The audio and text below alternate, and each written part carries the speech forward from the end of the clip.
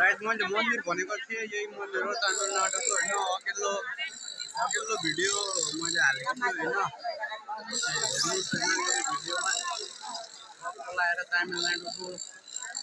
पलानीको सबभन्दा ठुलो मन्दिर यसलाई नै भनिन्छ यता दिनमा हजारौँ मान्छे आउने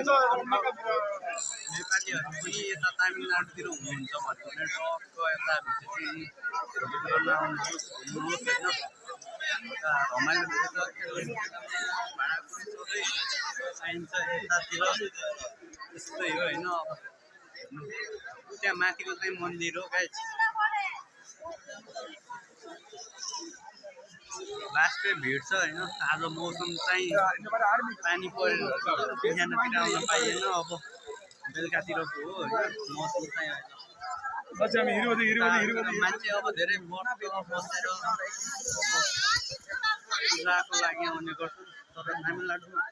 पूजा देउता भनेपछि चाहिँ होइन लास्टै मान्ने गर्छन् होइन यतातिर व्यापार पनि गर्न आउने व्यक्तिहरू धेरै बाटोमा भेटिन्छन् सोझा सादा मान्छेहरू आयो भने नसकिनु होला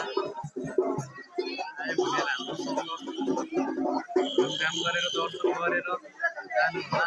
हाम्रो दिदी पनि आउनुभएको छ हामीसँग यता भाउजू पनि हुनुहुन्छ दिदी हुन्थ्यो हामी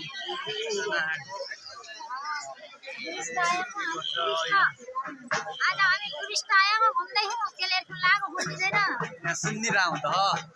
एरको लागो टुरिस्ट ए बाल कष्ट आहा ए हेर यहाँ पूजाको लागि यो सामानहरू यता पसलतिर धेरै पाइन्छ पूजाको लागि हो माथि मन्दिर चाहिँ छ के गर्नु तर बेलुका रातितिर आयो भने हराउने सम्भावना चाहिँ धेरै हुन्छ पहिलोपटक आयो भने